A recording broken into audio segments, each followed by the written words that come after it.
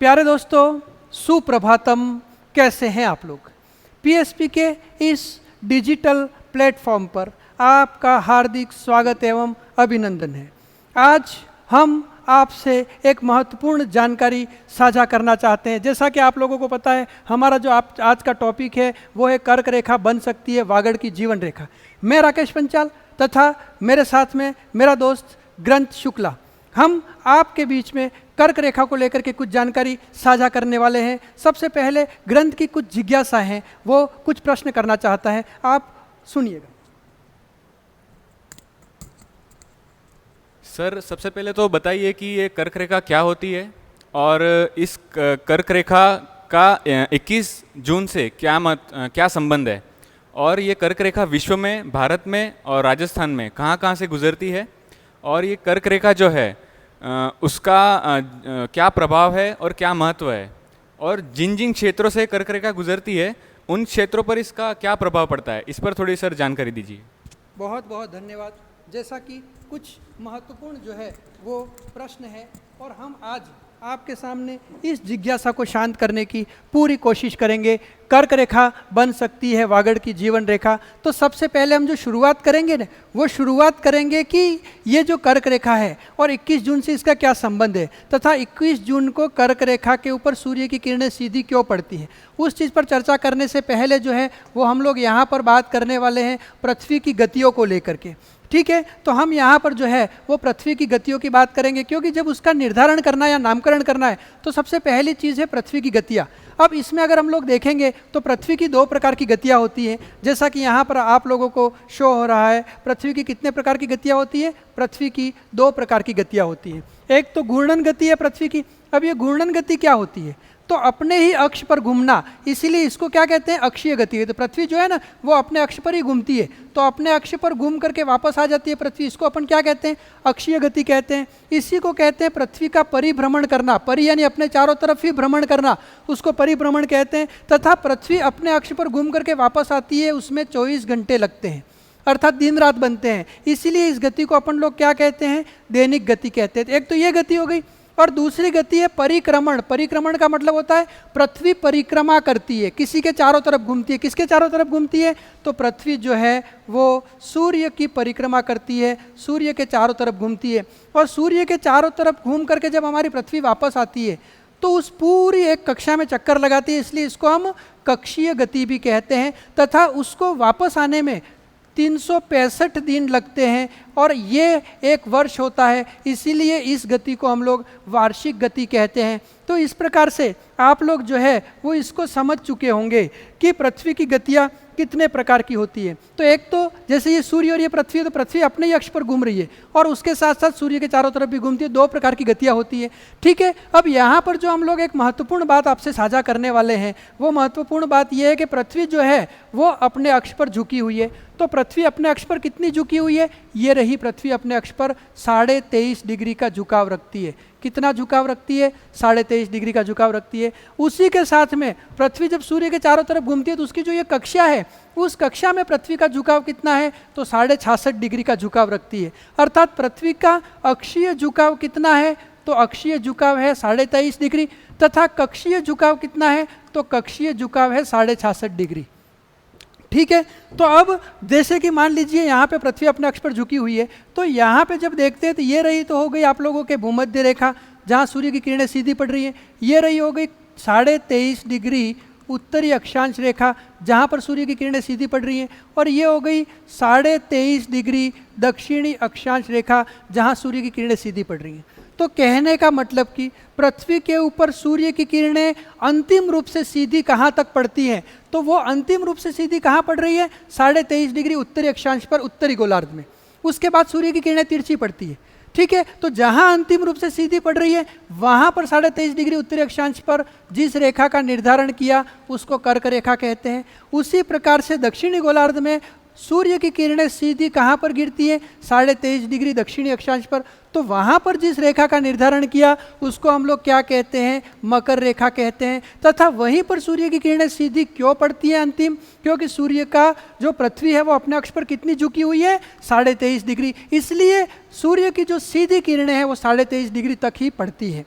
ठीक है, तो इसके आधार पर कर्क रेखा का निर्धारण किया गया। और क्योंकि जून महीने में सूर्य जो होता है वो कर्क रेखा पर सीधा चमकता है, इसीलिए 21 जून के दिन सूर्य की किरणें कर्क रेखा पर सीधी पड़ती हैं। तो ये चीज़ आप लोगों को यहाँ से समझ में आ गई होगी। अब हम लोग जो है वो आपके सामने इस चीज़ को एक बार और साझा करते हैं कि पृथ्वी अपने अक्ष पर 23.5 डिग्री झुकी हुई है, अतः सूर्य के उत्तरायण के समय सीधी अथवा लंबवत किरणें उत्तरी गोलार्ध में अंतिम रूप से जो है वो कहाँ पर पड़ती है। ठीक है, तो अंतिम रूप से कहाँ पर पड़ती है? 23.5 डिग्री उत्तरी अक्षांश पर गिरती है, अतः यहाँ पर कर्क रेखा का निर्धारण किया गया। ठीक है, अब हम लोग जब यहाँ से बात करते हैं तो यहाँ के बाद में जो है वो हम लोग यहाँ से चर्चा करने वाले हैं कि विश्व में जो है वो कर्क रेखा विश्व के किन किन देशों से होकर के गुजरती है। अब उस चीज़ को जब हम लोग देखते हैं तो कर्क रेखा पर स्थित विश्व के देश कितने हैं? तो यहाँ पर कर्क रेखा पर विश्व के 18 देश स्थित है।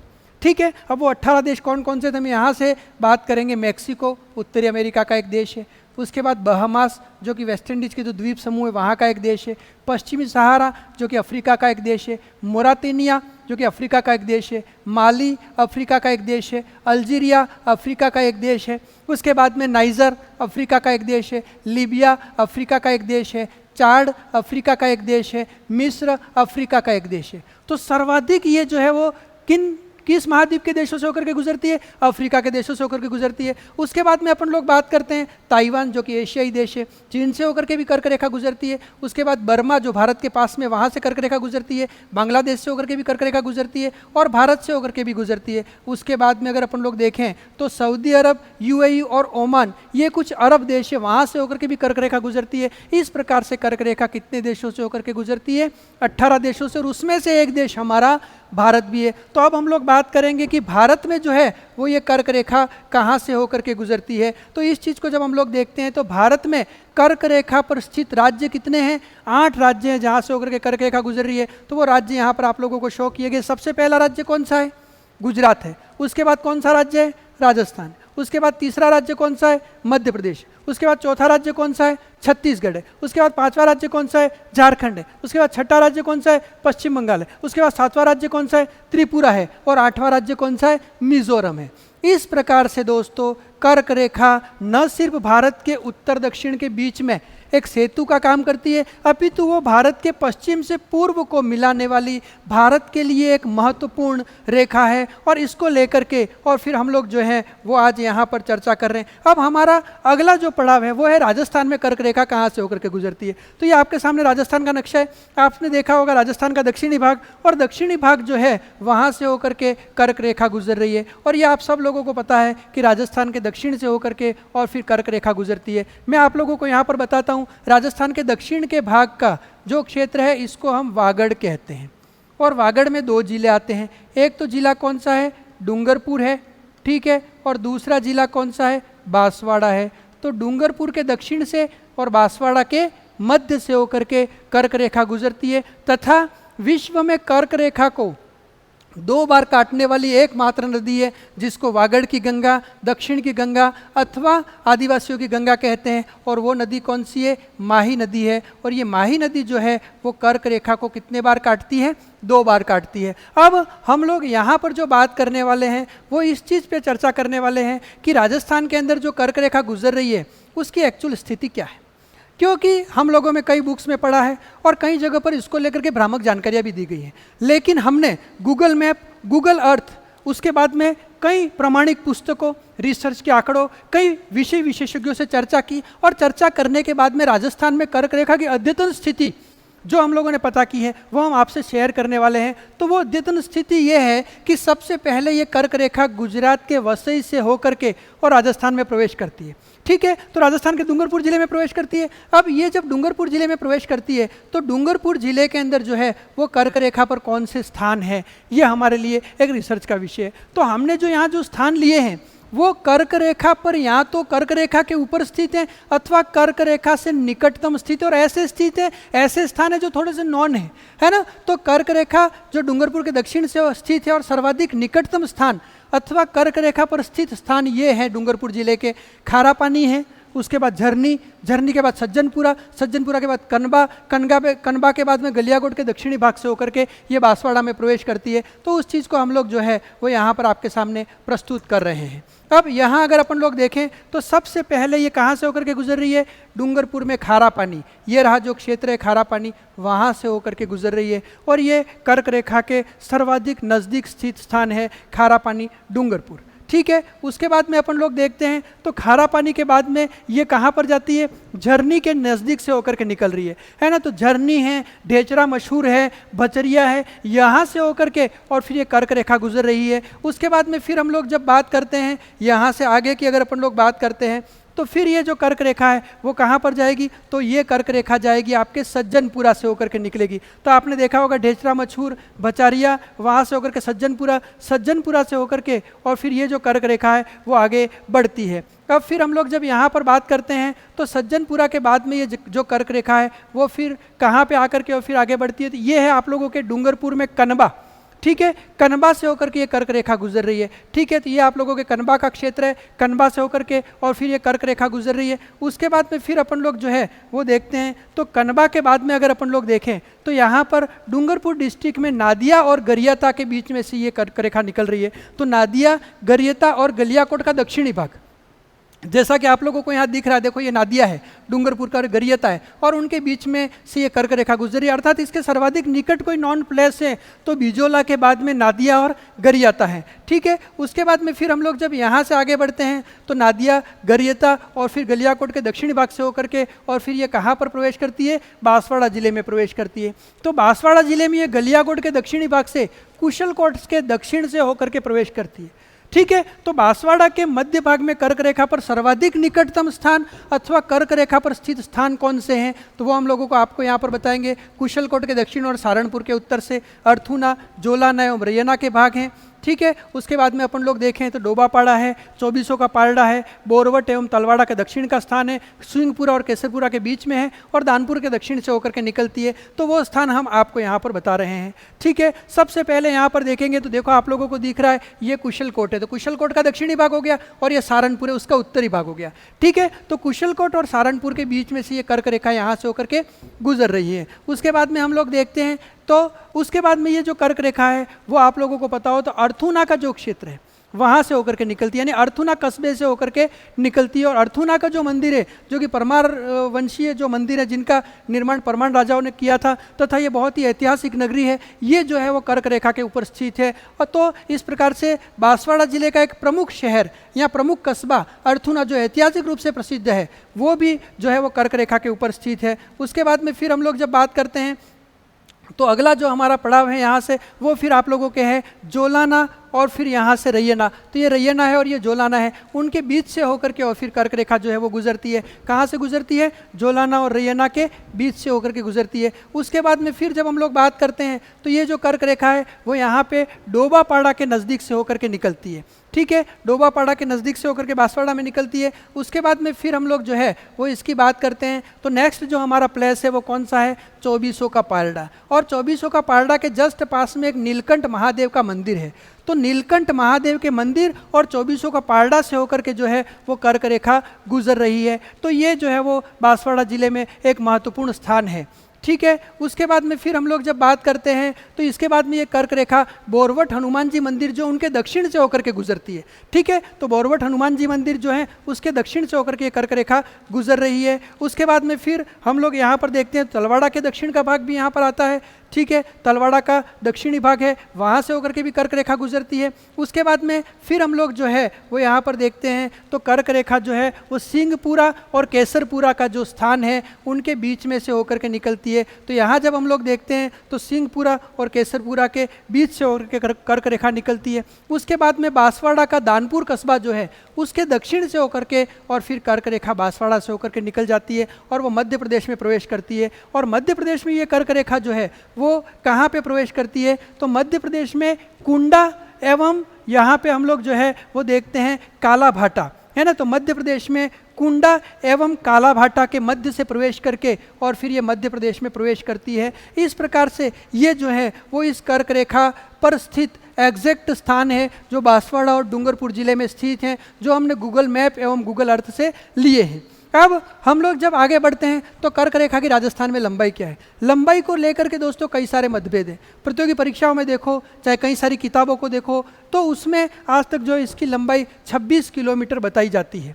ठीक है, उसके अलावा कई जगह पर हमने देखा 85 किलोमीटर भी इसकी लंबाई है। लेकिन जब हम लोगों ने जो है गूगल मैप को देखा तथा उसके आधार पर पृथ्वी के 2 देशांतर के बीच की जो दूरी है वो 111.32 किलोमीटर है, और उसके आधार पर जब हमने इसकी दूरी निकालने की कोशिश की, है ना, तो इसकी जो दूरी है वो कितनी आती है, 106 किलोमीटर ज्ञात की जाती है, जो कि राजस्थान में इसकी लंबाई है 106 किलोमीटर। और ये जो है वो हम लोग ऐसा कह सकते हैं कि इस पर भी अभी और भी ज़्यादा रिसर्च करने की ज़रूरत है कि राजस्थान में इसकी एक्चुअल लंबाई कितनी है। तो प्राप्त तथ्यों एवं साक्ष्यों के आधार पर हम लोगों को ये प्रतीत होता है कि इसकी लंबाई के विषय में सटीक जानकारी जो हमने दी है वो लगभग सही है, 106 किलोमीटर, लेकिन उस पर और भी जो है वो रिसर्च करने की आवश्यकता है। अब हम लोग जो है वो यहाँ से ये देखते हैं कि कर्क रेखा का हमारे ऊपर क्या प्रभाव है, इसका महत्व क्या है, ये हमारे लिए एक बहुत ही महत्वपूर्ण बात है। अब इसका क्या प्रभाव है, तो सबसे पहली बात तो जैसा कि आप लोगों को पता है, हिंदू धर्म की बात करें, भारतीय दर्शन की बात करें, तो हमने पृथ्वी को माता कहा है, सूर्य को देवता कहा है। तो ऐसी स्थिति में जो आम जनमानुष है उसकी दृष्टि से तो जो है वो कर्क रेखा का अपना पौराणिक, धार्मिक और आध्यात्मिक महत्व है। तो इस दृष्टिकोण से भी ये जो है वो हमारे दर्शन से जुड़ा हुआ विषय है, हमारी आस्था से जुड़ा हुआ विषय है। उसके साथ ही साथ अगर हम लोग भूगोल के परिप्रेक्ष्य में देखें तो ये एक ऐसी घटना है ना, जिसका एक वैज्ञानिक दृष्टिकोण से भी इसका अपना एक महत्व है। तो यहाँ पे जब हम लोग देखते हैं कर्क रेखा को लेकर के और फिर जब हम लोग बात करते हैं, तो सबसे पहले जो महत्वपूर्ण चीज़ है जो मैं आपको यहाँ पर बताने जा रहा हूँ वो ये है कि जैसे अगर हम लोग देखें तो पृथ्वी के ऊपर यूनानियों ने जो है वो सबसे पहले ताप कटिबंधों का निर्माण किया। किसने किया था? यूनानियों ने। और यूनानियों ने दोस्तों 3 ताप कटिबंध माने थे। मैं आप लोगों को यहाँ पर बता देता हूँ। जैसे ये हमारी पृथ्वी है, ठीक है, पृथ्वी के मध्य से ये भूमध्य रेखा गुजर रही है 0 डिग्री पर, और उसके उत्तर में 23.5 डिग्री उत्तरी अक्षांश पर कर्क रेखा है।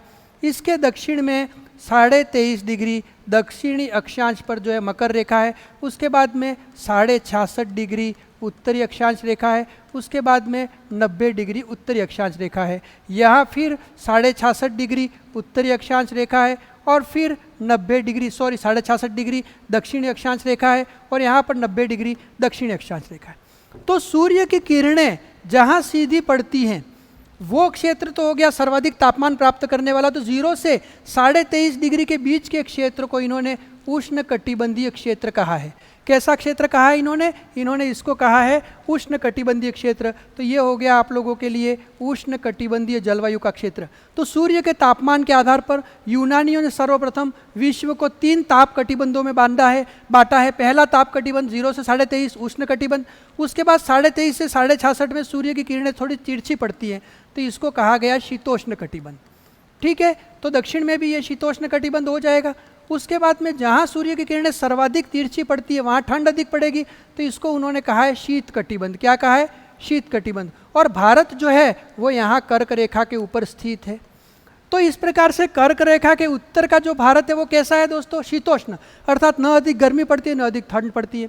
और कर्क रेखा के दक्षिण में जाओगे तो कैसा भारत है? उष्ण, अर्थात तापीय भारत है, जहाँ तापमान अधिक रहता है। तो इस प्रकार से भारत में शीतोष्ण और उष्ण का मिश्रण होने के कारण यहाँ की जलवायु कैसी है? उपोष्ण कटिबंधीय जलवायु है, अर्थात यहाँ वर्ष भर ताप पड़ता है। और इसके कारण जब अपन लोग देखते हैं तो अधिक तापमान के कारण यहाँ निम्न वायुदाब का केंद्र बनता है, और वही निम्न वायुदाब का केंद्र फिर जो है वो मानसून को अपनी तरफ आकर्षित करता है, जिससे भारत में वर्षा कराने में सहायक है। तो कर्क रेखा भारत में वर्षा कराने में सहायक है, और साथ में पूरे भारत में वर्ष भर पर्याप्त गर्मी, है ना, तो प्रदान करने में भी सहायक है। तो ये इसका अपना एक महत्व है। इसके बाद में फिर हम लोग जब यहाँ से आगे बढ़ते हैं इसके महत्व लेकर के, और फिर जब हम लोग बात करते हैं तो भारत में कर्क रेखा के अधिक गर्मी से यहाँ निम्न वायुदाब का केंद्र बनता है, जिससे हिंद महासागरीय दक्षिणी पश्चिमी आर्द्र मानसूनी पवनों को अपनी ओर आकर्षित करता है, जिससे भारत में गर्मियों में पर्याप्त वर्षा होती है।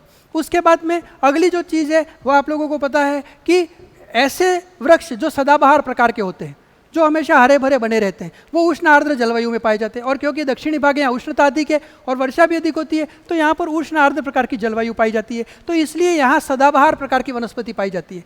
तो बांसवाड़ा डूंगरपुर में वन कौन से पाए जाते हैं? सागवान और बांस के वनों की बहुतायत है। और सागवान और बांस के वन आप लोगों को पता है कि मजबूत और टिकाऊ होते हैं तथा आर्थिक दृष्टि से भी जो है वो बहुत ही ज़्यादा उपयोगी है। तो जन जागरूकता फैला करके और फिर इसके अधिक उत्पादन पर तथा इसके अधिक वनारोपण पर न सिर्फ लोगों को जागरूक किया जा सकता, अपितु इस क्षेत्र में आर्थिक समृद्धि के द्वार भी खोले जा सकते हैं। और ये जो वन है वो वर्षा कराने में भी सहायक है तथा पर्यावरण संरक्षण के दृष्टिकोण से भी हमारे लिए महत्वपूर्ण होगा। तो ये भी एक कर्क रेखा का हमारे दृष्टिकोण से जो है वो अपना एक अलग महत्व है। उसके बाद में फिर हम लोग जब देखते हैं यहाँ पर, तो कर्क रेखा से संबंधित स्थिति जो है को हम लोग जब देखते हैं, तो भारत सरकार द्वारा वैश्विक स्तर पर एक सोलर एलायंस के गठन का एक जो है वो प्रस्ताव दिया गया और जिस पर विश्व के कई देशों ने सहमति जताई तथा एक सोलर एलायंस बना। क्योंकि हम लोग जानते हैं वर्तमान में जब हम लोग देखें तो सौर ऊर्जा जो है वो एक बहुत ही अच्छा विकल्प साबित हो सकता है ना, ऊर्जा संसाधन का, और गैर परंपरागत ऊर्जा का एक साधन है। तो इस पर न सिर्फ भारत सरकार अपितु राजस्थान सरकार भी लगातार जो है सौर ऊर्जा के विकास को लेकर के और फिर राज्य में जो है वो लगातार अग्रणी भूमिका अपनी निभा रही है। तो क्योंकि इस क्षेत्र में जो है वो वर्ष भर जो है पर्याप्त सौर ऊर्जा हमको प्राप्त होती है, पर्याप्त सूर्य की किरणें प्राप्त होती है, वर्ष भर जो है वो यहाँ पर तापमान रहता है, तो इसलिए इस क्षेत्र में सौर ऊर्जा प्राप्त होने के कारण यहाँ सौर ऊर्जा के विकास की भी पर्याप्त असीम संभावनाएं हैं। तो क्यों नहीं हमारी सरकार जो है वो इस पूरे भारत के सोलर कॉरिडोर अथवा सोलर गलियारे के रूप में विकसित कर सकता है, ताकि इस पूरे क्षेत्र में सौर ऊर्जा को लेकर के जो है वो जो असीम संभावनाएं हैं उसका पूरा उपयोग किया जा सकता है। तो ये क्षेत्र एक सौर गलियारा अथवा सोलर कॉरिडोर के रूप में भी विकसित हो सकता है। उसके बाद में हम लोग देखें तो पौराणिक महत्व का होने के कारण राजस्थान सरकार कर्क रेखा पर पड़ने वाले आध्यात्मिक और धार्मिक स्थलों को चिन्हित करके और फिर क्या कर सकती है, उनको पर्यटन केंद्रों के रूप में विकसित कर सकती है, ताकि इससे क्या होगा, न सिर्फ राज्य की आर्थिक प्रगति के द्वार खुलेंगे अपितु स्थानीय लोगों को जो है वो रोजगार भी यहाँ से प्राप्त होगा। तो यहाँ पे हम लोग ये देखते हैं कि पर्यटन और दर्शनीय एवं पर्यटन के दृष्टिकोण से कौन से ऐसे क्षेत्र हैं जो कर्क रेखा के बिल्कुल नज़दीक हैं जिनका विकास किया जा सकता है। तो डूंगरपुर जिले में खारा पानी, गरियता और गलियाकोट, और गलियाकोट का अपना महत्व है। गलियाकोट पुल आप लोग देखें, चाहे जो है वो गलियाकोट के अपन लोग दरगाह की बात करें और वहाँ पर जो हिंदू मुस्लिम संगम की बात करते हैं, तो इसको भी हम लोग जो है डेवलप कर सकते हैं। तो यहाँ पे जो है वो ये रहा गलियाकोट। जब अपन लोग देखते हैं तो ये गलियाकोट की दरगाह है और उसके बाद में गलियाकोट का पुल है जो कि बांसवाड़ा और डूंगरपुर के बीच में एक सेतु का काम कर रहा है। उसके बाद में अगर हम लोग देखें यहाँ से तो बांसवाड़ा जिले के वो कौन से स्थान हैं जो सर्वाधिक डेवलप किए जा सकते हैं, तो कर्क रेखा पर अर्थूना है। अर्थूना का स्वयं में भी एक महत्व है, परमार वंशीय राजधानी रहा हुआ है तथा परमारों ने यहाँ पर जो कई सारे मंदिर बनवाए हैं। उसके साथ साथ ये एक कस्बा है, तो इस क्षेत्र का विकास किया जा सकता है। 2400 का पारडा के निकट एक नीलकंठ महादेव का मंदिर है, इसको भी हम लोग डेवलप कर सकते हैं। बोरवट हनुमान जी मंदिर, और एक बात और, तलवाड़ा का जो सूर्य मंदिर है उसको भी हम लोग जो है इसके आधार पर इसका हम लोग विकास कर सकते हैं। तो यहाँ आप लोग देख ही रहे होंगे अर्थुना के परमार वंशीय जो मंदिर है, इनकी जो कलाकृति है जिसके दृष्टिकोण से ये पूरे देश में जाना पहचाना जाता है। उसके बाद में हम लोग बात करते हैं 24 का पारडा में स्थित नीलकंठ महादेव का मंदिर है जो कि कर्क रेखा के बिल्कुल ही नज़दीक स्थित है। उसके बाद में हम लोग यहाँ पर बात करते हैं बोरवट का हनुमान जी मंदिर है जो कि कर्क रेखा से नज़दीक स्थित है। और उसके बाद में हम लोग यहाँ पर बात करते हैं तलवाड़ा के सूर्य मंदिर की। तो तलवाड़ा का सूर्य मंदिर ऐसा कहा जाता है, इसके बारे में कोई तथ्य नहीं है, ऐसा कहा जाता है कि इसका भी निर्माण उसी को ध्यान में रख करके बनाया है, ऐसी एक मान्यता है। क्योंकि सूर्य की किरणें यहाँ से सीधी पड़ती हैं, तो इससे कुछ ही दूरी पर जब हम लोग देखते हैं तो सूर्य की किरणें सीधी पड़ती हैं। 21 जून को इसीलिए यहाँ पर सूर्य मंदिर का निर्माण करवाया, तो इसका भी जो है वो विकास किया जा सकता है। अब हम लोग जब यहाँ से देखते हैं तो कुछ पॉइंट जो हमारे ध्यान में आ रहे हैं, हम आपका ध्यान हमारी उसकी तरफ आकर्षित करना चाहेंगे। जिस प्रकार से मध्य प्रदेश के अंदर भोपाल में ये एक ट्रॉपिक ऑफ कैंसर का एक पॉइंट डिसाइड किया गया और वहाँ पर 2 लाइनें खींच करके और उस क्षेत्र को डेवलप किया गया पर्यटन के दृष्टिकोण से। लोग वहाँ पर जाते हैं और जा करके न सिर्फ सेल्फी लेते हैं अपितु वहाँ से जो है वो अपने फ़ोटो वगैरह खींच करके और फिर दोस्तों के साथ में साझा करते हैं। और लोगों के लिए कौतूहल का विषय वो क्यों बना हुआ है, क्योंकि कर्क रेखा के ऊपर जहाँ पर भी आप 21 जून के दिन खड़े रहोगे तो सूर्य की किरणें सीधी आपके सर पे पड़ेंगी, तो सीधी पड़ने के कारण आपकी परछाई नहीं बनेगी, तो परछाई गायब हो जाती है, परछाई शून्य हो जाती है। इसलिए इसका अपना एक महत्व है। तो जो लोग जानते हो तो इसकी वैज्ञानिक महत्व को समझते हैं, बाकी अन्यथा जो है वो लोगों के लिए ये एक कौतूहल का विषय बना हुआ है। तो बांसवाड़ा में भी हम किसी ऐसे स्पॉट को चिन्हित कर सकते हैं जहाँ पर कर्क रेखा की किरणें सीधी पड़ रही हों, तथा 21 जून के दिन जो है वो वहाँ से सूर्य की किरणें जो है वो पड़ती हैं, जिसकी वजह से आपकी परछाई गायब हो जाती है और शून्य परछाई हो जाती है। तो इस रूप में भी जो है वो यहाँ पे इसका डेवलपमेंट किया जा सकता है। उसके बाद में मैंने आप लोगों को जैसा कि बताया, तो तलवाड़ा का सूर्य मंदिर भी जो है वो इसको आधार मान करके इसका निर्माण किया गया है, तो इसको भी जो है वो प्राथमिकता दी जा सकती है ना। तो इस प्रकार से ये जो कुछ चीज़ें हैं जो हम लोगों ने आपको यहाँ पर आपसे साझा की, तो इस प्रकार से कर्क रेखा को लेकर के और फिर जो है वो कुछ ऐसी जानकारियाँ थी जो हम लोगों ने आपको बताया। अब इससे रिलेटेड और भी रिसर्च की ज़रूरत है। हाँ, तो जैसा आपने सर बताया उससे हम निष्कर्ष निकाल सकते हैं कि कर्क रेखा के बारे में प्राप्त स्रोत एवं पाठ्य पुस्तकों से प्राप्त जानकारी सही नहीं है अथवा इसमें प्रामाणिकता का अभाव है, जिससे हमें अधिक रिसर्च की आवश्यकता है। और हमने गूगल मैप, गूगल अर्थ और प्रामाणिक पाठ्य पुस्तकों तथा भूगोल विषय के निष्णात व्याख्याताओं से प्राप्त जानकारी को आधार मानकर इसकी सही स्थिति को दर्शाने का सटीक प्रयास किया है, जो कि प्राप्त तथ्यों एवं साक्ष्यों के अनुरूप सही प्रतीत होता है।